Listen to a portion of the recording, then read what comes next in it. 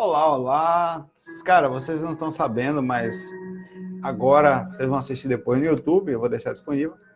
Mas agora são 1 da manhã, para mim, para quem está em São Paulo, 2. Eu estou aproveitando um minutinho que eu estava tranquilo, eu estava, na verdade, essas coisas de confraternização e tal. Eu estava lá, aproveitei e após já estava numa sensação boa, conversando com algumas pessoas sobre espiritualidade, estou aqui gravando. Eu não estou preocupado com muita gente que vai assistir agora, estou fazendo ao vivo porque é gostoso também, e aproveitando, mas estou fazendo ainda assim. É tarde e a maioria das pessoas estão adormecidas. Então vamos ao direto ao assunto. Como estão vocês? Estão tranquilos? Bom, aqui está tranquilo também. Estamos na época de Natal, né? Essa época é a época que as pessoas começam a pensar muito no que se fez, tal, e como é que vai ser o ano. Bem legal, por um lado, mas ao mesmo tempo fica uma coisa meio deprê, uma conexão muito forte também com a questão do materialismo, né? O que eu fiz, o que eu não tive, passou o ano, eu não estou rico, tal. Eu consigo perceber uma energia muito forte nesse aspecto. Eu estava num encontro bem legal, inclusive falando com uma pessoa sobre espiritualidade. Ele não sabia nada, essa pessoa, sobre mim, e depois ficou curioso para saber. Aí foi uma conversa bem bacana, bem curioso quando você fala para alguém, tá na hora de me projetar, mas não tem hora para se projetar. Então, seja de madrugada, né? O Capila, né? Tá ótimo. Aí você vai falando de experiência extracorpórea, vendo as pessoas abrindo os olhos, assim, achando interessante. Né? Mas vamos lá. Vou aproveitar aqui e pegar as questões e tentar ser direto aqui com vocês, tá? Vão deixando aí as perguntas aí, que eu vou direto aqui ao ponto. Bom, aqui tem uma pergunta aqui do Gustavo. Saulo, eu vou fazer essa pergunta rapidamente, porque já respondi elas algumas vezes, tá? Sobre a data limite, já que é ano que vem, é 2019, que segundo a data limite, inclusive tem relatos do próprio Chico Xavier.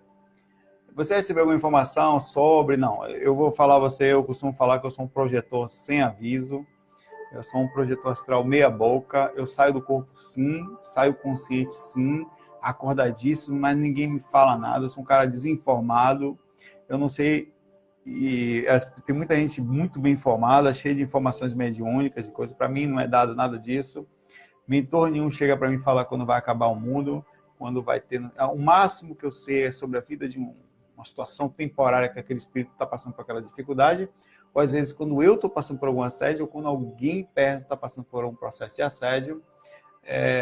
Fora isso, eventualmente eles tentam ensaio coisas de vidas passadas que eu corro como o diabo corre da cruz, porque essas lembranças são muito fortes, e não tenho nenhuma informação sobre a data limite do astral, tá?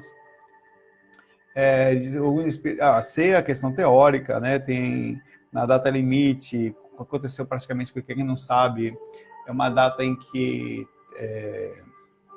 foi pedido por alguns espíritos para que a Terra tivesse um tempo a mais. Inclusive, na específica história da data limite, Jesus foi o solicitador a esses espíritos co-criadores de um nível de evolução altíssimo, que chegaram à conclusão de que a Terra tinha chegado ao seu limite de evolução e que esses seres que aqui estão ou evoluíam ou seriam expulsos do mesmo planeta, fazendo com que o planeta Terra mudasse de frequência. Isso aconteceu nos exilados de Capela, tal. E segundo a lógica, Jesus solicitou a esses espíritos que fossem dados mais 50 anos aos seres humanos. Se você perguntar a minha opinião pessoal sobre isso, que é só minha opinião pessoal, então não deve ser levado em consideração como opinião e tal, eu acho isso uma extrema viagem. Mas não quer dizer que não possa ser real e eu possa estar errado, e eu abro tranquilamente a possibilidade disso e não tenho vergonha nenhuma de estar errado posteriormente. Mas eu acho que não tem nada disso. Eu não consigo ver Jesus solucionar. Eu não pediria, porque se você chegasse para mim, eu fosse no astral e falasse, olha, dê 50 anos às pessoas agora, se eu estivesse agora no astral, e falasse, olha, Saulo, avisa a galera, fosse um cara falar, avisa a galera, vocês têm 50 anos para mudar, senão vai acabar Vão sair daí e eu falar, pode levar. Eu não sou nem Jesus, tá? Porque ninguém não vai mudar em 50 anos lá, não. Ninguém vai mudar em 50 anos no planeta Terra. Não vai, não vão conseguir. É muito pouco tempo para essa curva. Você pega aí 2.000 anos atrás, as pessoas já... 5.000 anos atrás, quando Moisés escreveu lá os 10 mandamentos, não matarás, não trairás, não roubarás. 5.000 anos depois, as pessoas estão fazendo a mesma coisa, né? Roubando, estão matando, estão traindo, né? Então, eu vou falar, pode levar. Então, eu acho que esse pedido, a não ser que tenha sido uma coisa mais específica sobre isso, ele não faz sentido para uma consciência do nível de Jesus, né? E outros fazendo um pedido como esse. E acho que a data limite, se tiver que acontecer, ela já está acontecendo. Eu acho que ela não acontece num momento só. Eu acho que é um procedimento que já vem acontecendo e vai... Não é à toa que, se você parar para pensar, há 50 anos atrás, acho que a Terra não tinha metade do que tem hoje, ou metade das pessoas que tem hoje encarnadas no planeta. Então, significa dizer que em 50 anos, para cá vieram pelo menos mais o dobro dos espíritos que aqui estavam encarnados. Hoje, nós temos o dobro dos espíritos que estão... vai ouvindo aí, vai dormindo, cara. Deita aí, bota o fone, fecha os olhos e vai dormindo. Vocês estão acordados aí agora? Quem está aí depois? Ainda estou, eu também estou com um pouco de sono, né? Eu não consigo ver nada, assim, nenhuma mudança drástica nesse aspecto. Acho que tem espíritos chegando demais aqui, continuam chegando mais do que saindo, e consigo ver uma melhora significativa no ser humano, mas não absoluta. Uma melhora tecnológica, algumas ações conscienciais, mas eu não consigo ver nada assim, se estiver aqui, já está indo, uma boa parte já está se lascando por lá. E segundo a teoria, nos exilados de Capela, muitos de nós fomos os exilados de outros planetas. Então, esse procedimento de data limite, teoricamente, é uma mudança de classe e os repetentes passam aí para classes mais simples para dar espaço a outros que estão participando do processo de segmento disso. Se é para acontecer, eu não consigo ver nada errado com isso. Eu consigo ver, pelo contrário, isso acontecendo o tempo inteiro, em todos os lugares, espíritos saindo... Esses 3, digamos que há 50 anos atrás nós tivéssemos aqui 3,5 bilhões de pessoas no planeta Terra, 4 bilhões, 6 bilhões, sei lá. Hoje nós temos o dobro, ou perto disso, tá? Então significa dizer que chegaram aqui pelo menos uma boa parte, mais da metade dos que estão aqui habitando no planeta Terra. Então esses espíritos estavam no astral, boa parte deles, ou outros deles já vieram de outros planetas para habitar o planeta Terra. Então, se isso aconteceu, há de se convir que seriam espíritos melhores ou não, né? Porque teve uma melhora relativamente seguinte, a gente está cuidando mais dos animais, está tendo a preocupação com o planeta, está começando uma preocupação com a questão da personalidade, e não tratar mal ninguém, não falar mal dos gays, não ter racismo, e coisas que, no fim das contas, ainda estão um pouco zoadas no aspecto radical, mas que são muito positivas e vão, depois de lapidadas, ficarem bem legais no sentido do respeito social, né? Esse extremismo ainda desse chororô atual, com cuidado com termos e tudo mais, com respeito, ele vai ficar uma coisa muito bacana quando a gente lapidar isso mais para frente. Então, assim, no astral, recomendo. O que não me é falado nada, também não me sinto especial para que seja falado, sou só uns projetores em astral meia boca, e mal conseguem chegar no corredor da minha casa, tento fazer alguma coisa, e é muito triste fazer uma coisa tão pequenininha assim, com tão pouca informação, ainda em sim ser muito útil, significa dizer que a gente está muito carente, né? Um abraço para você, Gustavo. Evelyn pergunta, se você costuma tomar banho de ervas, o que você acha disso? Não tomo banho de erva, mas já tomei. Os banhos de descarrego, né, que falam. Ela diz que tu costuma tomar banho de anil, óleo e sal, às vezes, de perfume. Não, tudo legal. Eu acho, Evelyn, que essas coisas funcionam, são como energia, são como... A própria água é condutora, então a água com determinados elementos, ela pode ainda facilitar ainda mais o processo. Acho que é parte acessória da coisa, mas não é necessariamente a solução. Mas funciona, lógico que funciona. Se você parar para pensar para mim, tomar banho não resolve a sua vida, mas não tomar banho você fica fedido. Então, tomar banho não muda os seus pensamentos. O cara vai lá, mais limpa seu corpo. Então, existe um funcional físico no banho, bem como vai existir também na questão energética. Então, é um acessório que bem usado vai funcionar legal, mas não necessariamente é o que vai adiantar. O que eu quero dizer é o seguinte: você está pensando coisas ruins o dia todo e essas coisas ruins fazem com que você ande na lama.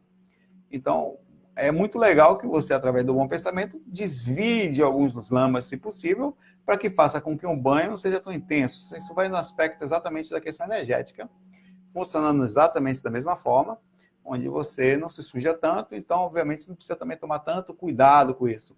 Mas uma coisa levada a outra, um bom cuidado, seja fazendo exercício físico, seja tomando um banho de sal, de ervas, e seja usando uma cromoterapia ou homeopatia, o que for, né, vai tudo lhe ajudar, tem uma coisa legal, mas não necessariamente vai ser isso que vai fazer o diferencial. Isso tudo é legal.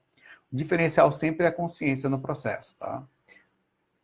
Abraço, Evelyn, bons banhos para você. Pergunta aqui a Carolina. Saulo, eu ando tendo uns sonhos que estou em hospital, sempre de branco, com pessoas de minha volta. Tem 2 vezes que a minha amigona desencarnou. Será que eu estou indo ajudá-la? É um sinal da possível mediunidade ou pode ser ligado a ela? Pode ser que sim. Você precisa analisar aí, porque os sonhos, eles normalmente a interpretação deles, às vezes é uma experiência interpretada, porque o cérebro e todos os aspectos energéticos e preparação do conhecimento em si, que é o cérebro também, não estão exatamente lapidados para que você interprete isso de uma forma mais lúcida. Então, provavelmente sim, é uma experiência que você está tendo, Carolina, perto de alguém que você gosta. Quem não assiste aqui, assiste fora do corpo do banco. E acho que esse tempo, inclusive de meses, 1 ou 2 meses, até 1 mês, 2, acho, é muito comum que a pessoa ainda fique próxima, que eu falei isso no último FAQ. Então, sim, creio que sim, você está ajudando ela ou visitando, fazendo com que o despertar dela seja mais tranquilo. Um dia ela recebe amigos lá de lá e carinhosamente está recebendo uma amiga, também encarnada. Isso dá uma sensação de conforto e fica mais fácil, sim, você ter sua experiência lá. Pergunta aqui a Amanda Marques. Qual a sua opinião sobre casos não morais que acontecem em casas espíritas? Eu sei que toda religião é normal, entre aspas. Mas você acha que os guias se afastam desses médios? Ela deve estar perguntando isso pelo caso do João de Deus, né? Porque os assistidos não estão conseguindo receber bênçãos, não só pelo fato de João de Deus, mas sim pelo que acontece em vários centros. Que mesmo algum erro grave, os guias ainda incorporam exatamente o que você perguntou. É assim. Tem muitas visões sobre o assunto. Você pode questionar várias coisas sobre o João de Deus, inclusive sobre se é ou não real a mediunidade deles desde o começo. Mas eu vou lhe dizer o que eu acho. E vou lhe ser muito sincero e repito, é só o que eu acho. Então, deve ser questionado, analisado com cautela, com carinho também, não precisa ser nervoso. Se for também, cada um carrega a sua assinatura. Bom, eu acho que, de alguma forma, o João de Deus é um médium, tá? Muito forte. A frase de alguma forma corresponde à interpretação de como funcionaria a espiritualidade em casos como esses específicos. E são muitos que existem no mundo, inclusive pequenos exemplos como eu mesmo e outros por aí. Que é assim, eu acho que de alguma forma o ectoplasma e a densificação ectoplásmica dele de efeito físico é muito intensa e utilizada independente da sintonia no que ele está. Isso é uma coisa muito difícil de analisar, que a gente vai fazer aqui agora, tá? Muito difícil. É preciso uma certa compreensão de um desprendimento da raiva e do ângulo de aceitação do que tudo que a gente tem visto e fazer uma análise um pouco mais limpa, ou talvez mais baseada no que é possível. E eles aproveitavam esse momento deles, juntamente com as pessoas que estavam ao redor, aquela vibração, a crença e todas as energias e magnetismo dos mentores presentes, de cada pessoa que ali estava, para fazer uma grande movimentação de energia junto com... Olha, o que é ectoplasma? Vamos fazer uma análise, independente da personalidade de João de Deus, sobre a concepção física de um médium. Pergunta: um médium ectoplásmico do nível de João de Deus, é preciso necessariamente grande evolução? Não. Resposta simples. Porque é uma concepção energética, física, astral, feito no processo da elaboração daqueles 3 corpos antes do procedimento da encarnação dele, quer dizer, um procedimento já estava concebido ali, para que daquela forma fosse os chakras dele, os centros de forças, drenada a energia de um nível intenso, que conseguisse canalizar essa energia mais densificada, a ponto de que aquilo fosse veículo magnético para as energias que ali eram jogadas nos corpos. Obviamente que você pode até questionar as ações que eram feitas, a loucura, até as ações da coragem dele de cortar corpos de forma tão fria e ver sangue e tudo mais, que você pode se aproximar de uma ação que fisicamente você faria questionar até como é que alguém aguenta aquilo, é quase uma psicopatia, né? Mas você pensaria, não é ele, é o espírito, tá certo. Então significaria dizer que os espíritos conseguiriam utilizar o corpo dele para fazer o procedimento que era feito, ainda que tivesse interferência anímica ou obsessiva, quer dizer, de espíritos ruins também sobre ele, negativa, né? E ele conseguisse, enfim, fazer um grande trabalho, ao mesmo tempo andar na escuridão, incluindo as vontades financeiras e as ações dos assédios sexuais que fez. Essa é a visão que eu tenho sobre ele. Depois de ter feito tem uns livros, tem alguns relatos, tem relatos e mais relatos. Esse cara curou pessoas que estavam em estado terminal de câncer, né? Em que a ciência a medicina já tinha dito que não ia ter mais jeito, e ele falou claramente para essa pessoa que ela ia ser curada. Pergunto, foi uma questão psicológica? Foi uma questão que poderia ter a ciência curada e não sabia? Ou foi uma questão energética, ou foi um pouquinho de cada coisa? Né? É difícil dizer, mas tem muitos casos assim. Então, existe um procedimento, aparentemente, de uma ração espiritual muito forte em cima dele, e isso é totalmente possível. Junto disso, também um desvio de caráter, uma perda temporária da percepção, onde a espiritualidade certamente lamenta, mas por falta de opção de fazer... Por exemplo, outro exemplo, as igrejas em que levam dinheiro dos fiéis, e claramente os pastores são bilionários, não são poucos, bilionários, dinheiro para lá e para cá. Essas igrejas, as pessoas também são ajudadas. Porque as pessoas que ali vão não têm culpa do que acontece nos bastidores, e a gente está num buraco chamado umbral, com consciências em aprendizado, e essas consciências fazem muita besteira. E eu acho que, fazendo uma outra análise, essa é uma visão minha, que aquele ser encarnado ali, o médium João de Deus, aquela alma, ela estava resgatando karmas pesadíssimos com a mediunidade que ele estava. Isso quer dizer que, se na proporção dessa vida ele fez tanta besteira, você imagine o que aquele cara não tinha feito em vidas anteriores, ou no astral, né? Então, muito provavelmente ele estava queimando karma com o corpo e a utilização daquilo. No entanto, ele também fez uns outros karmas, continuou agindo erradamente, porque a mediunidade, como nós sabemos, às vezes é um karma. Ela vem para que você faça hoje, não consiga correr da espiritualidade, mas isso não lhe dá, na verdade, pelo contrário, se você é um criminoso dentro de um corpo, criminoso entre aspas, um cara que vem errando karmicamente, está assumindo ali as consequências drásticas da mediunidade, que é trabalhar.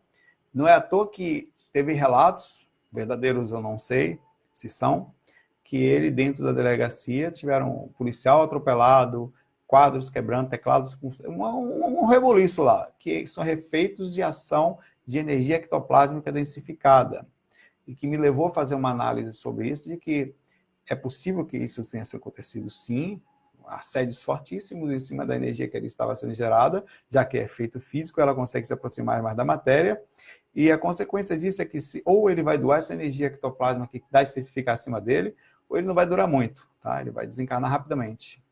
Porque se ele ficar preso ali e não doar aquela energia para os presidiários, no mínimo, que eu acho que ele vai fazer, curar as pessoas que ali dentro estão, ele provavelmente vai desencarnar muito rápido, porque a densificação daquilo ali vai dar um problema rápido no coração dele, nas pontas, dores de cabeça e tudo mais, em que ele vai ser atormentado, provavelmente por uma questão da sua própria consciência, até a depressão que deve entrar, com, inclusive, o piorar por causa da densificação ectoplasma, partindo do princípio que ele é médium, então provavelmente ele não vai durar muito, não. Vai ser rapidinho, eu creio, né? Pela lógica da coisa, né? Vamos ver, outra coisa pode acontecer. Mas o que eu quero falar é que, de nossa parte, da espiritualidade, seja qual for, eles aproveitam as oportunidades. Às vezes, uma pessoa com um mínimo de reação, ele entra numa casa, mas ele está numa posição tão positiva energeticamente, não é bom, mas em função de quem lá estão, na média, que ele é utilizado como fonte, como ponto de apoio para aqueles que estão lá. Ele é como uma ponte, um médium, um intermédio do processo. Então, você imagina que é possível que isso tenha acontecido com um cara, mesmo o cara tendo vontades e ações tão mal colocadas como foram aqueles que hoje não tem mais como dizer que aquilo não foi verdade, né? Tem 500 relatos aí, sei lá, não dá mais para negar. Então, se perdeu no meio do caminho, como muitos outros, ou se perdeu sempre. Na verdade, nem foi no meio do caminho, acho que ele sempre foi assim. Meio alma cebosa, chegou um momento em que a impunidade pareceu real, né, e ficou ali na inconsciência da ação bem feita, ao mesmo tempo do karma. Como é que pode, a gente pensa, uma pessoa que tem conhecimento espiritual agir dessa forma? Age, irmão. E é preciso que a gente tenha compreensão sobre isso, para que a gente vai desencarnar já já, e vamos precisar de muita compreensão sobre as nossas dificuldades. Não são tão drásticas, espero, mas todos nós, em vidas pregressas, né, passadas, também fizemos muita besteira. Então não nos cabe dar tiro em ninguém agora, porque nós já devemos ter tomado muitos por causa disso também. O Léo fala aqui, um abraço para você, Amanda. Saulo, ao desencarnarmos, todos nós ficamos conscientes no plano espiritual ou continuamos como aqui, num processo de adequação do despertar de consciência? Certamente é proporcional, Léo. Claro que você tem, no que diz respeito ao seu corpo físico agora, seu nível de compreensão agora, Léo, um despertar relativamente forte. Quer dizer, você sai dessa... Porque você não é só o Léo Minuti ou Minuti que está aí. Você é muito mais do que isso. Você tem mais vivência, mais consciência, mais parente, mais coisas que você passou, e seu cérebro, a sua capacidade de pensar, quer dizer, a sua capacidade de libertação consciencial é muito superior que aí está.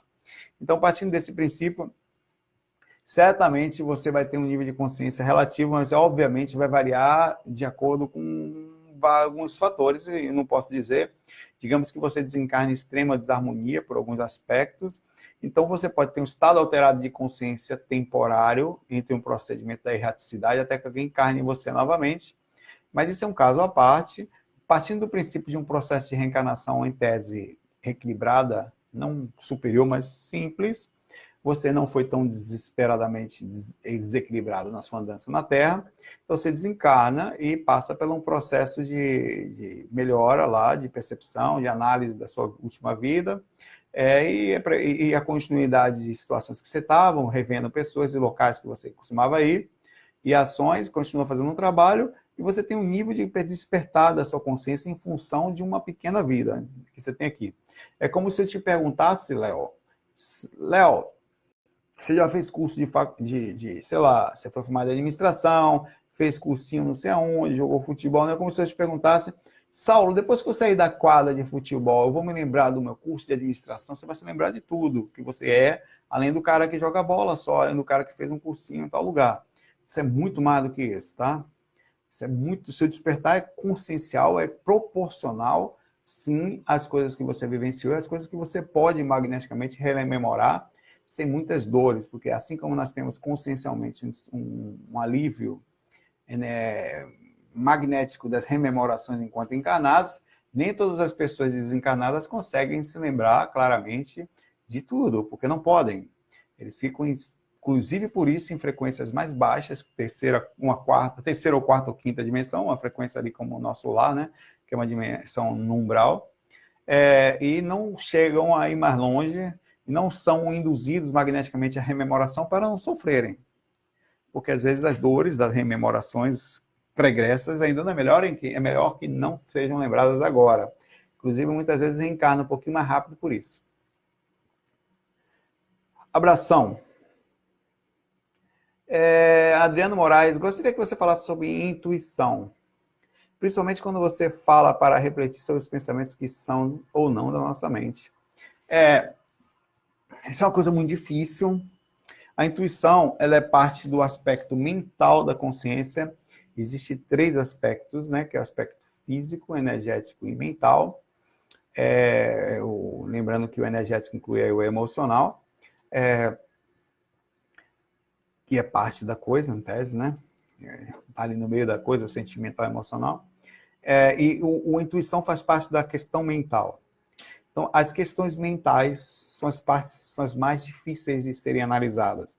Refletir quais são ou não os nossos pensamentos são coisas que você precisa, antes de pensar naquele pensamento propriamente dito, Adriano, que você está tendo naquele momento, uma análise constante dos seus pensamentos. Estou tendo um agora, estou aqui falando com vocês, eu sinto alguns pensamentos chegarem à minha mente, por exemplo, só para ver. Ao mesmo tempo, por causa do som, também sinto alguma dificuldade de concentração. Mas eu percebo que eu estou relativamente lúcido, que eu não estou sem lucidez, apesar de tudo. E percebo que tem alterações conscienciais de acordo com as coisas que eu estou tentando falar aqui. Mas são pensamentos meus, mas parecem induzidos. É muito difícil você fazer uma análise de pensamento, mas o mais importante porque são 3 fatores. Afetou o físico, o assédio está acontecendo, afetou o energético, o emocional, então balançou, e tem a questão mental. Você só vai conseguir sentir a terceira se as 2 primeiras não estiverem muito densas. Porque se já afetou o energético, o mental já foi, irmão. Isso falando de assédio, né? Se já afetou o físico, aí lascou de vez. Então, para isso, você tem que tentar acalmar os pontos, quer dizer, o emocional calmo, físico também, quer dizer, tentando o máximo deixar seu corpo calmo, respirar calmamente, para que você consiga acessar mentalmente aí a percepção do que está acontecendo. E aí vem a questão do assédio e tudo mais, a questão dos mentores, que são mais difíceis ainda, porque eles sugerem, são como sussurros, né? Bem suavezinhos na mente da gente, e eles sugerem a você como fazer uma análise do que é ou não seu, né? Difícil. É como uma indução magnética. Eu já tive capacidade de fazer indução magnética fora do corpo através de pensamento em outros espíritos. E com isso, claramente, eu percebi o poder de influência magnético, psíquico, quer dizer, energético e mental, sobre as pessoas. Então, é uma coisa muito forte que o mentor pode fazer com a gente também, tá? A diferença é que o pensamento de um mentor, ele viria assim, digamos que eu seja um mentor, você esteja aqui na minha frente. E eu preciso que você faça uma ação. Eu vou falar para você aqui. Adriano, que tal você sentar um pouquinho e respirar, fazer uma técnica hoje? Então, senta um pouco, eu já não estou nem mais só sugerindo, eu estou pedindo a você de forma educada. Procura respirar mais calmo, procura sentir as energias positivas ao seu redor, procura ver seus pensamentos um pouquinho mais brandos, viver o momento agora. Então, essas são coisas que eu falaria para você. Só que o que acontece com pensamentos de mentores, que são sutis? Eles vão barrar na questão dos dores que você está tendo no imediatismo, ou no pensamento no agora, ou ansiedade muito alta, ou nos arrependimentos, enfim, e também nos assédios, que são mais difíceis. Porque um assediador, eu estou lhe sugerindo uma coisa gostosa, uma coisa suave, sabe? Você vai sentir a pensamento, mas você não vai conseguir dar ênfase a ele, e por isso que é difícil analisar. Porque um encosto, um espírito, um induzido, se eu quiser, por exemplo, que você vá para o bar, beber, cair, levantar, eu vou usar de artifícios muito pesados. Eu vou pegar o gosto da bebida, vou jogar na sua boca, vou assim, bora lá, meu irmão, beber, meu velho, ó a cachaçinha aqui, ó, o cheirinho na mão, meu irmão, ó, agora, só eu e você lá no bar, meu irmão, vai ser legal, bora lá, velho. É agora, meu irmão, aí, ó, bora. Então, eu quero que você, sei lá, bora lá, ver um pornozão, irmão. Vamos lá, mandiocar, é agora. Eu e você, eu vou estar aqui com você, com aquela gostosa, aquela posição que você massa, irmão. É aquela visão, eu boto aqueles pontos que você gosta. É aí, meu irmão. E eu vou estar botando na sua frente imagens e criando na sua mente fortemente imagens sexuais com intenção de pegar. E, cara, isso é uma graça que diz respeito à indução da potencialização de algo que você possui de falha ou de abertura. Não necessariamente o sexo é uma falha, mas existem aberturas, né? E você faz isso como se estivesse com sede, velho. Eita, pô, agora que eu vou me mandiocar, é mesmo? Você faz com... Cara, porra, preciso me acabar. Você faz o negócio incontrolavelmente. Diferente de um mentor que fala, cara, senta aí, respira. Quem pode sentar? Eu vou me desgraçar. Você já... É o que eu estou falando. É aí que a dificuldade de perceber um pensamento é justamente porque não existe exemplificação. Ninguém faz isso. As pessoas são desgunhadas, para frente, nervosas, imediatistas, dinheiro, ganhar na Mega Sena, essas coisas que estão acontecendo agora, tá? Então ninguém, meu irmão, que sentar, meu velho, eu quero aumentar meu salário, eu quero pegar aquela menina que eu tô afim. Então essas coisas, isso não, nada disso está errado. Mas isso diminui a nossa percepção, é por isso que a inconsciência é grande, é por isso que a não percepção das intuições são extremas. As intuições que nos chegam, às vezes, são mentais, mas são coisas que, por exemplo, um espírito chegar para mim, me induzir mentalmente com imagens, ele está usando uma intuição de forma negativa, mas utilizando um defeito ou uma abertura na minha personalidade. Já aumentou, sentar e meditar, não necessariamente é uma abertura na sua personalidade, cara. Inclusive, pode ser uma coisa que você nem gosta de fazer. Né? Agora, sentar e fazer é diferente. É isso aí. Abraço aí para você, Adriano. Difícil, possível, mas é preciso grande percepção dos seus pensamentos, o tempo todo. Sou eu, Suzana, um beijão para você, obrigado por estar com a gente aqui, 1h28 da manhã para mim. Que horas são para vocês aí? Tarde, né? 1h28 para mim, cara. Pois é. Pergunta aqui a Patrícia, como neutralizar um sugador de energias? Olha, teoricamente, através do estado vibracional, você consegue fazer isso. Mas, isso teoricamente. Tá? Teoricamente. Mas muitas vezes, o procedimento... vamos lá. Você vai num encontro com uma pessoa, tá? Tem uma pessoa na sua frente.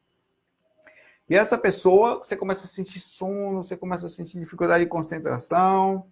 Essa pessoa está puxando sim suas energias, ela está tendo a troca. Essa puxada de energia, ela é incontrolável. Tá? Ela não faz de propósito. É porque a sua aura é gostosinha. Você é gostoso. Você, se fosse falar, você é lindo. Porque você tem o que a maioria não tem energeticamente. É uma pessoa que se cuida energeticamente, que dá paz, que tem um cuidado, que cuida dos chakras. Então você é gostoso, cara. Você precisa entender isso. Você pode até falar, velho, eu posso até ser feio fisicamente, mas no astral, numa energia, só uma delícia. Né? Então, o processo natural de uma pessoa que se cuida energeticamente é ela doar, não tem jeito. Então, o que você pergunta para mim, como neutralizar a energia de um sugador? Existem duas formas. Uma é você não deixar que aconteça através de uma coisa muito difícil, que é o controle da MBE, com o intuito de chegar ao estado vibracional. E isso faz um certo neutralizar temporário de acordo com a pessoa, local e quantidade de gente que lá está, porque o seu evento não é maior que 30 pessoas. Desista de se defender no local com 30. Eu sei porque eu estou falando. Sou músico, vivi no meio do buraco, toquei para 60, 50 mil pessoas. Tem um show meu aí no... Se digitar Bom Balanço, entre na roda, tá na Praça do Abaeté, que estou tocando para 80, 60, 70, 80 mil pessoas, coisa assim. Então, cara, você não tem como neutralizar 80 mil pessoas. Não tem, acabou. Você não é super-homem, não vai fazer. Não é Hulk, não vai, irmão. Tá? Você não vai conseguir. Então, naquele local, a melhor coisa que tem é apagar a luzinha e ficar quietinho. Tentar dar de besta ali, chama atenção. Tá? Vai ser assediado. Aconteceu muito comigo quando eu achava de X-Men. Tá tendo uma briga ali, vou jogar energia, rapaz. Tomei onde Marizinha tomou atrás da moita, irmão. Então, assim, mas para você, pessoa a pessoa, ou um assédio acontecendo, o EV pode funcionar. Porém, contudo, todavia, o melhor caminho para neutralizar um sugador de energia são dois. Deixar ele sugar sua energia. Pode levar, irmão. Sabe por que pode levar? Porque você não tem como controlar primeiro. E você está dando um amparo, não é um sugador, você ampare. É um procedimento de amparo. Você está doando a sua energia ali, né? E fazendo com que... E o outro aspecto em si é parte do processo, que é depois você se voltar a se cuidar e modificar a frequência. Porque se for um caso de um sugador constante, onde a função dele é sempre sugar suas energias, aí você precisa não só de uma questão de estado vibracional, uma doação constante, também não vai ter problema, mesmo sendo um assediador, é a mudança de frequência através da exemplificação, da boa sintonia, que isso tira a sua frequência dele, ele vai tentar colar em você, diminuindo a sua sintonia. Suga um pouquinho, ele acaba perdendo, como ele não tem acesso, ele vai procurar energia em outro lugar. Você passa a não ser mais uma fonte muito segura para ele. Se ele precisa sempre, você não dá sempre, está mudando a frequência de vez em quando, ele desiste e vai procurar uma presa mais fácil. Então, essas são as duas formas. Doe sem medo e mude a sintonia. Essa coisa de defesa radical, ela não funciona quando o ser precisa muito. Você dá uma pancada, ele vai, uma pancada, ele vai, mas às vezes você não vai estar apto a perceber que o espírito está ali com você. Como é que você vai saber a hora de ligar o estado vibracional? Porque às vezes ele chega, cara, do seu lado e ele está na mesma frequência que você, então você não sente que ele está ao seu lado. Como é que você vai ligar um estado vibracional se você não está sentindo o espírito?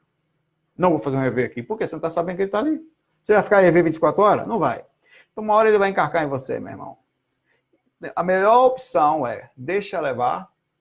Sabe por quê? Porque de onde ele tira, tem mais. Eu vou no meu cantinho ali, faço a meditação, penso positivo, minhas coisas no outro dia, não preciso nem fazer nada, nem fazer técnica, minha própria energia se renova sozinha, porque a minha positividade, minhas coisas boas, o karma positivo, a coisa vem e renova de novo. E o universo se recompõe também, assim como ele puxa, você acha que vem da onde isso? Porque ele suga de você aqui, você fica sem, fica não, porque o universo vai e coloca você de volta. É uma reação, uma regra, é uma lei, acontece com, eu dou exemplo sempre, nos átomos isso. Entendeu? Perde elétrons, isso acontece o tempo todo. Duas coisas para defesa para aprender. Até 3, estado vibracional quando necessário, tá? Conhecendo o seu limite dele, que é a compreensão de como funciona mais ou menos de acordo com as ferramentas. 2, deixa levar. Leva, irmão. Tá precisando? Toma aí. Tem jeito. 3, sintonia. Se for coisa constante, boa sintonia vai melhorar melhor do que o estado vibracional, porque ele sai da frequência e desiste. E boa sintonia termina com assédio, tá? O assédio desiste de ficar, esse não consigo, esse cara é safado. Vai tentar te pegar só para derrubar de vez em quando, mas não para sugar sempre. Abraço, Patrícia. Fernanda pergunta. Já perguntou sobre a data limite, tá? Vou pular sua pergunta, Fernanda. Maria pergunta. Há muito tempo sonho com pessoas orientais, Maria Vanessa, e fico me pensando se é regressão de alguma vida uma época diferente, e vejo as pessoas como se fossem meus parentes, e detalhe, a minha forma física no sonho é de homem oriental, um homem. Não tenho nenhum grau de parentesco orientais, e quando adolescente eu era fascinada pela cultura, porém, hoje estou numa outra com relação. Obrigado. Provavelmente, isso é muito comum, né? Não muito raramente, se você parar para fazer uma análise, o máximo em 500 anos que nós temos de país aqui de Brasil, o máximo que você vai poder ter tido de encarnação aqui com uma pequena limite de erraticidade são 400 anos. 400, 450. Quando você viver, vamos ver que você viveu 80 aqui, 80 aqui, 80 colar. Então você viveu o quê? Média de 60 anos. Então vamos lá. Você teve uns 10 encarnações aqui, no máximo aqui. Isso se todas as suas encarnações fossem, teoricamente, na América do Sul. E provavelmente não foram. Você vai ter encarnação na Europa, vai ter encarnações na África, vai ter com certeza na Ásia e alguns lugares ali, para experiências completas aqui e acolá. Às vezes são consequências seguidas em alguns lugares, outras em outros. Então, muito comum que você tenha lembrança, todos nós temos, tá? Todos, alguns conseguem, outros não. Eu consigo fora do corpo e não gosto, acessar as suas rememorações. Então, você não é só isso que está aí. Assim como você não consegue lembrar do que fazia com 2 aninhos de idade, enquanto sua mãe estava te dando mamadeira, e você ali engateando pela casa, tal, e sua mãe caindo, se machucando, muitas coisas existem para você parar para pensar que o teu cérebro não consegue lembrar daquilo, antes de o procedimento do físico existir, que limita, o cérebro existe, inclusive, para o limitar dessa compreensão, tá? O limitar do anterior, ele é feito para isso, inclusive. O processo da reencarnação é feito para o esquecimento, para poder dividir, de pegar um problemão, dividir em pequenos pedacinhos, suas reencarnações, e você mais limitadamente poder pegar o problemão e sentir mais tranquilidade no processo. Então, sim, é muito comum. É difícil dizer, porque cada um tem suas andanças, né? Mas, enfim. Um abraço para você. Alexei, amigo Alexei, fala. Saulo, um dos sentimentos que mais aflige as pessoas talvez seja o rancor, o ressentimento. Qual a sua perspectiva dentro da visão espiritualista sobre ressentimento? Na verdade, é um dos que mais aprisionam no astral, né? Dois. A raiva, a necessidade de cobrança em relação às pessoas, né? É muito difícil você desprender alguém. É como se fosse um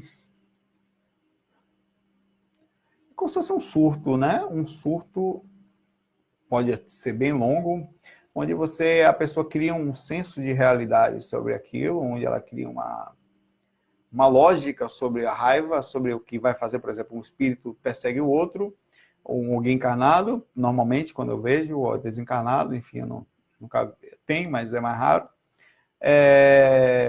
E ele tem uma lógica de que ele tem que estar ali porque a outra pessoa fez um mal e ele tem que pagar pela ação. E ele cria uma lógica para o processo na mente dele que é muito forte. Sempre eu percebo isso quando eu converso com eles. Em que você tem que ter... Às vezes a lógica dele é tão tamanha que parece que você entende o cara e está quase do lado dele, assim, porque... Mas você precisa chegar para ele que, olha, é o que eu tento fazer hoje fora do corpo, minha técnica é assim, o cara está morrendo de raiva, já é há muito tempo assim, na verdade, né? Eu falo, tá certo, irmão. Sua raiva faz todo sentido. Eu também teria. O cara matou, não sei o que tal, mas ele não precisa de você para responder pelas suas ações. Ah, mas não. A reagração de casa é feita, suficiente. Não, ele tem que sofrer. Eu quero ele aqui. Aí que está o problema. Você conseguir botar na cabeça do cidadão, aí o que eu faço? A técnica é o seguinte. Quando eu vejo que o cara está muito mal, com raiva, com rancor, né? Eu vou falar. Eu chego e falo assim, mas rapaz, perceba como isso tem feito mal a você. Porque tudo bem, você tem a raiva aí e tal, eu não quero tirar você da raiva. Mas deixa eu cuidar então, olha só como é que está a sua situação. O que eu faço? Eu tiro a concentração do cara para o procedimento que estava em si e trago para ele. Eita, eu tô sem ar, meu braço, minha cara. Aí, quando isso acontece, os mentores magneticamente potencializam, isso acontece no amparo, o que está acontecendo, e eu falo, ó, tá bom, vem cá, vamos fazer o seguinte, não me ajude, eu vou fazer o seguinte, olha, se você voltar a perseguir aquele cara, você vai continuar sem ar, vai continuar, eu vou dar uma aliviada aqui agora, mas não é suficiente não, é uma pomada só, vão passar e começar a aliviar, o cara começa a volta a respirar, volta o processo funcionar, começa o braço, às vezes é muito difícil encostar numa pessoa assim, porque tá com o braço, você vê mesmo, o braço lascado, o olho pro lado de fora, é bem complicado. Sangue pra caramba. E você chegar assim, dá meio nojo, assim, não vou mentir, mas tento fazer um esforço para entrar na sintonia dos mentores ali com o processo do amparo. E aí eu falo, ó, cara, faz o seguinte, não tô lhe pedindo para perdoar, não vai, porque ninguém perdoa rápido. Eu não estou lhe pedindo para... Faz o seguinte, segue com eles aqui agora, porque eu consegui fazer você melhorar um pouquinho, só agora eles vão conseguir levar. Depois que você estiver um pouquinho melhor, você volta, vai lá pegar o cara de novo.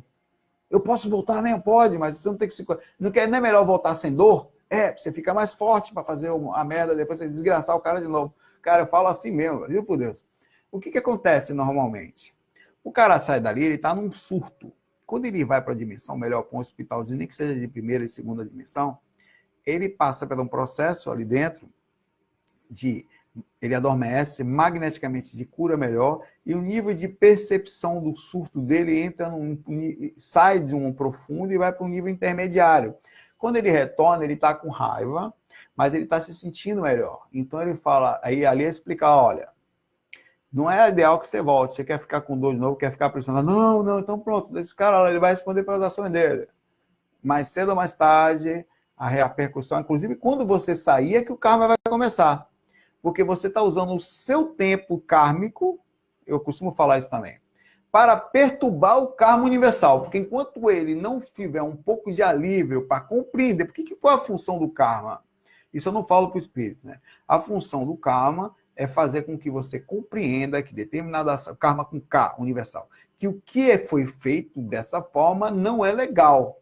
Então você precisa compreender na pele que isto é ruim. Até você compreender, o karma ele vem proporcional àquilo. Mas enquanto tem um karma imediato, que é o karma com C, que é alguém que acha que deve fazer alguém responder, esse karma não tem jeito, a pessoa precisa parar. É por isso que eu acho que procedimentos de espíritos como Hitler e outros tantos não foram complicados mais pelo karma pessoal, imediatista, karma com C, do que o karma universal, que a função era só fazer ele entender o que ele fez de um ângulo mais profundo. Tinha um poder para aquilo, enfim. É aí que mora o procedimento. Então, no aspecto, Alexei, da saída do rancor, é preciso utilizar isso de forma inteligente, a compreensão disso. É preciso que a pessoa entenda que determinados sentimentos, ou de raiva, ou mesmo de raivas baratas, como nós estamos vivendo agora, momentos complicados em que a gente tem raiva dos políticos, raiva de todo mundo, e todos nós temos, eu tenho também. E a gente tem que tentar racionalizar o processo pelo ângulo espiritual, a ponto de você sair da frequência do imediatismo humano, onde que quer que a pessoa sofra para responder a reação daquilo, quer que a pessoa responda. Eu preciso que você sofra para... A gente quer isso, é o imediatismo humano, é a compreensão não além dimensional, ela é física, ela é temporária. Isso tira você da frequência, tira você de um aspecto da proximidade com os mentores. Tô em gravação. Tá. Tira você disso. Minha esposa aqui falando que tá falando alto. Tem que falar baixo. Não, foi incorporado com encosto. Vai lá, fale que tá alto. É fogo. Vamos lá, porque tá tarde também, né? Enfim, Alexei, eu acho que é por esse ângulo que a coisa vai. A questão do ressentimento aqui também é muito complicado. Eu pego pessoas com extrema raiva. A gente tenta conversar também. Pessoas que são senhoras de si mesmas, dentro das suas rancores, né? E você não consegue nem... Agora, tem o seguinte, isso é muito importante. A gente não consegue mudar as pessoas. Elas mudam na hora que estão prontas, e aí sim, no meu caso, fora do corpo, eu sou levado até essas pessoas, esses espíritos que estão no momento certo, bem como, às vezes, uma dica que você dá a alguém de forma suave, da forma correta, faz com que a pessoa entre no aspecto de memória, mas melhora, de abertura consciencial. Mas não é fácil. E concordo com você, essas e outras, como são difíceis. Pergunta aqui é Lilian Cobra. Como explicar, abraço para você, Alexei, aos espíritos curadores e mais elevados, vamos explicar que espíritos curadores mais elevados possam atuar em médios dotados de falhas morais e gravíssimas. Você falou, já falei sobre isso, viu, Lilian? Foi sobre o João de Deus, ouve um pouquinho aí isso aí. Eu acho que eles fazem sim. Eles utilizam o bom dele, é como se fosse assim, velho, não tem opção, aquele cara tá ali, vamos usar o que ele tem, porque ele é uma forma de resgatar até a questão kármica dele, que tem muita, aí ele vai fazer um monte de merda depois, o problema dele, ele que assuma. O importante é que outras pessoas aqui serão ajudadas.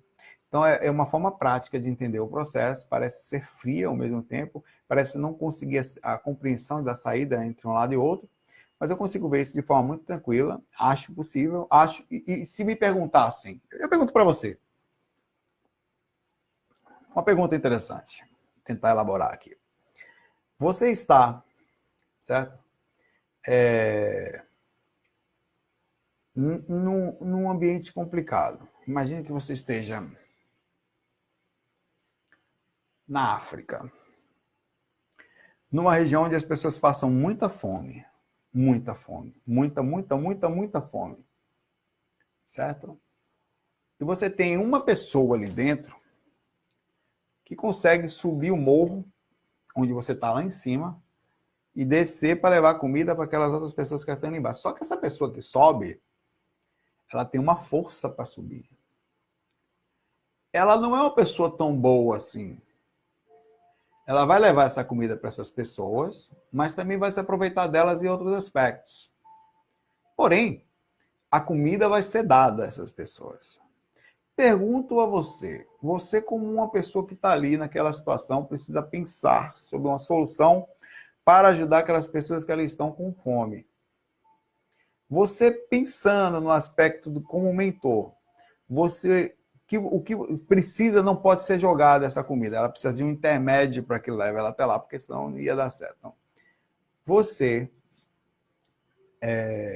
daria comida a essa pessoa ainda que ela não fosse muito boa, ou você não tendo muita opção e esperar que apareça uma outra alma em outro momento, para por enquanto aqueles que se lasquem, que é o que acontece.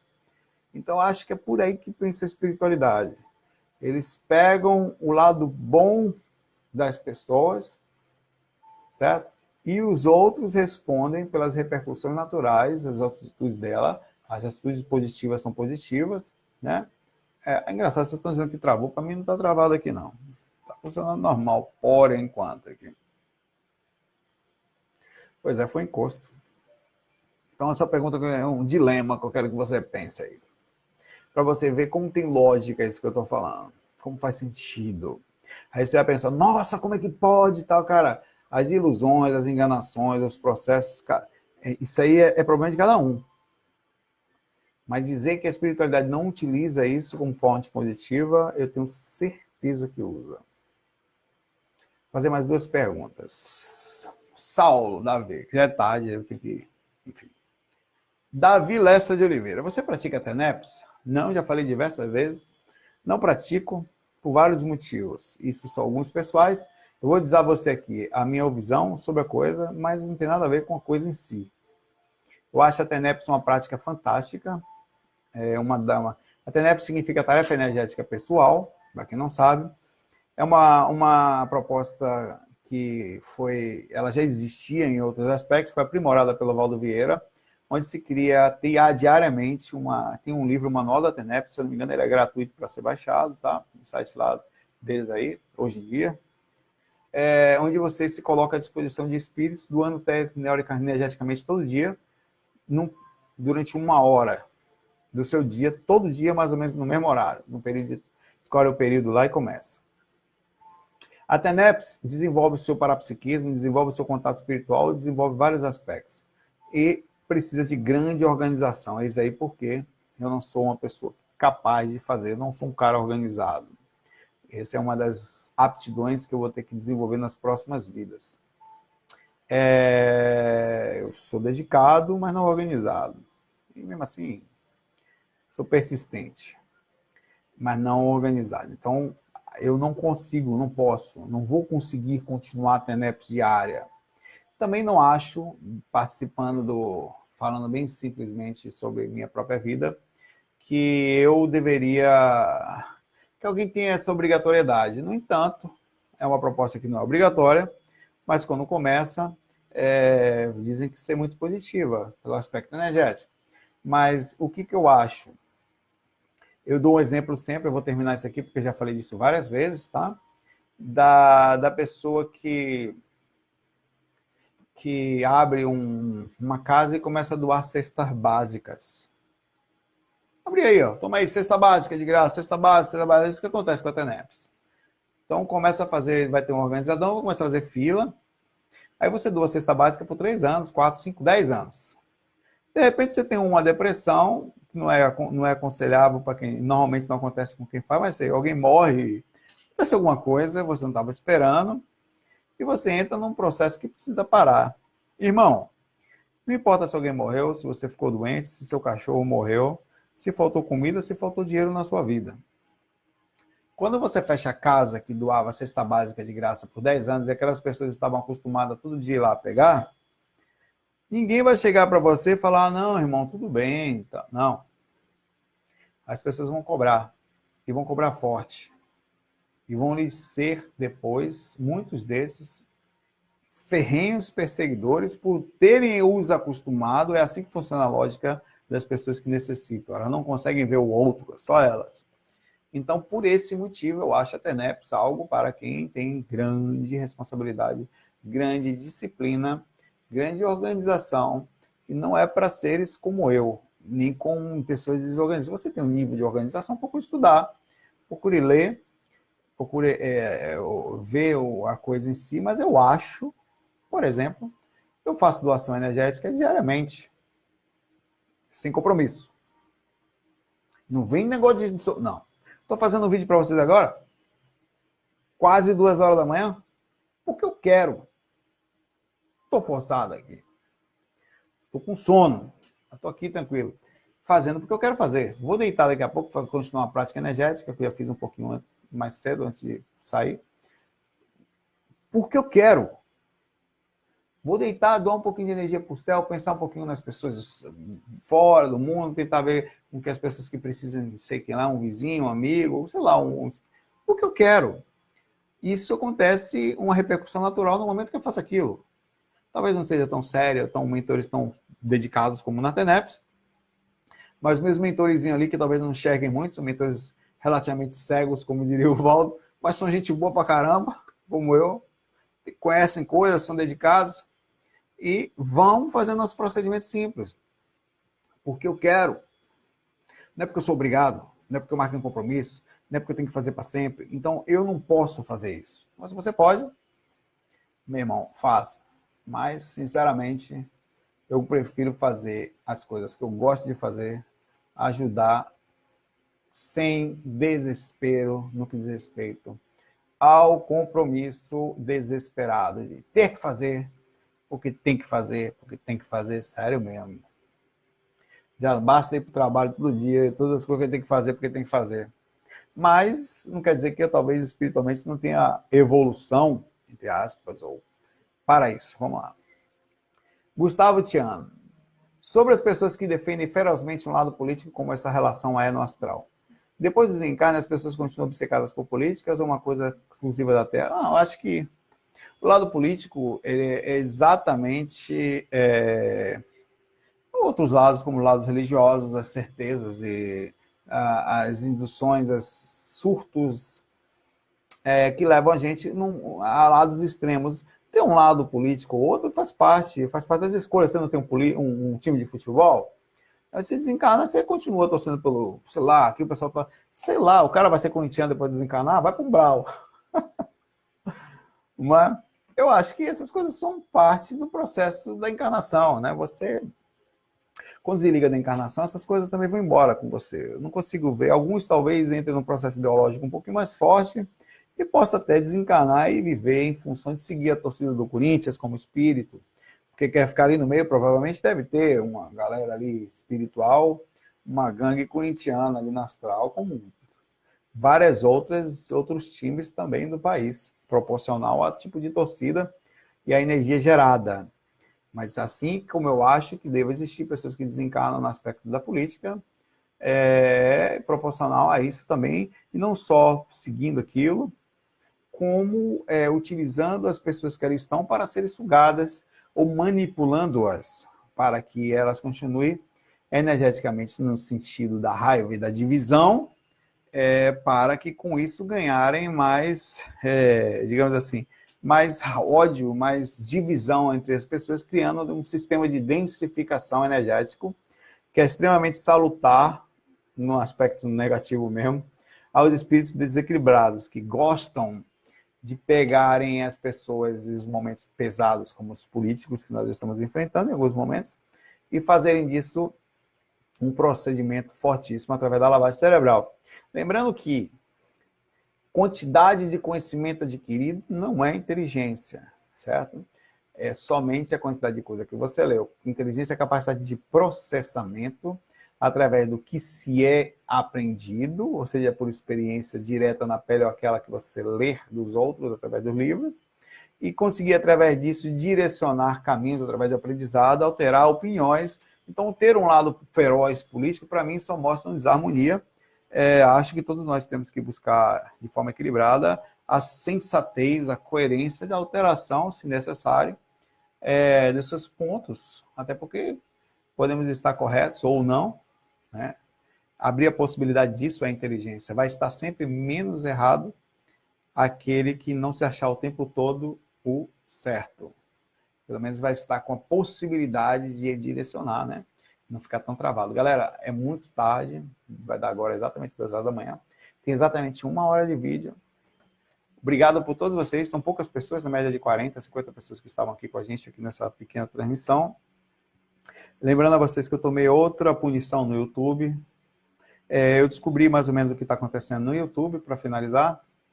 Eu estou com mais 3 meses sem poder gravar, então eu vou começar o processo de migração dos meus vídeos do YouTube. Eu vou para o Vimeo, porque eu acho que o YouTube vai entrar em colapso. E vou falar para vocês. O Renato, meu amigo Renato, me mandou um link sobre uma tal de uma Código 13, uma coisa assim, que o YouTube assinou.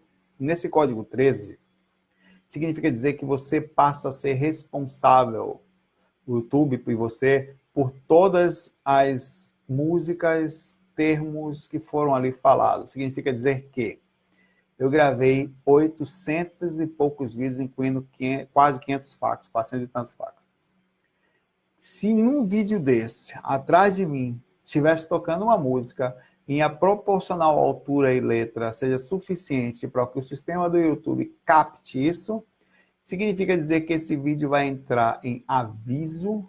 Eu já tenho um aviso de comunidade e um aviso de direito geral.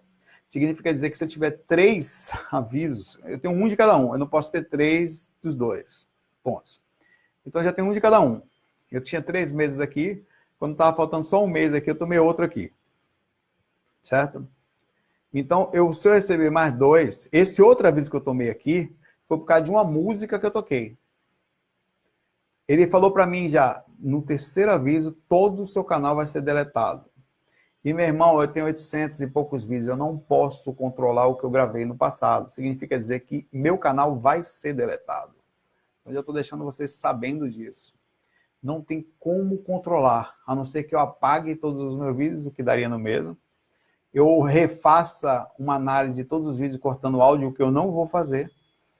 Eu vou sair do YouTube. Eu estou migrando do YouTube aos poucos. Estou começando a baixar todos os meus vídeos. Já tenho alguns, mas estou baixando outros. Estou rebaixando, na verdade, tudo. Estou saindo do YouTube porque essa regra de direito autoral ela é impossível de ser mantida, pelo menos no meu canal atual. Posso até usar o YouTube por enquanto, mas eu vou focar as energias no Vimeo. Eu vou botar no YouTube e no Vimeo ao mesmo tempo, já tomando cuidado com o direito autoral, já esperando que o meu canal seja deletado. Depois que eu colocar os meus vídeos todos no Vimeo, eu vou deletar todos os vídeos meus do YouTube, quase todos, tá? E vou deixar o mínimo necessário já os novos, com a preocupação já de direito autoral, de músicas. Por exemplo, agora eu estou tocando musiquinha lá no fundo, bem baixinha. Não é suficiente para o YouTube dedicar, né? Mas a gente tem que estar pronto, é isso que eu falo, a vida vai sempre colocar a gente na parede, eventualmente terão mudanças e a gente tem que ter calma. Meu site ainda continua fora do ar, meu site estava no iMotion Host, pegou vírus, falta SSL lá, que é o certificado de proteção e outras coisas. Resetei, ainda tem alguma coisa errada e tal. Aí fiz um teste no SiteGround, onde eu paguei $50 lá também, não gostei, perdi o dinheiro, não tem problema. Aí eu estou fazendo um teste agora na Local Web, não paguei ainda, estou fazendo um teste inicial, onde tem o SSL e outras coisas, para ver se eu consigo aqui no Brasil ter um pouquinho mais de contato com as pessoas, apesar que eu falo inglês com ele lá via Skype, né? Mal para mais falo. Mas, enfim, são coisas que acontecem. Site viajar fora do ar, YouTube querendo ser deletado. Um dia eu desencarno, tudo isso some de vez. Só fica o conhecimentozinho que foi passado para as pessoas. O que eu quero falar é desapega, irmão. OLX Astral, tá? As coisas são assim. Eu fiz 800 vídeos, milhares de horas aqui dedicadas a esse assunto.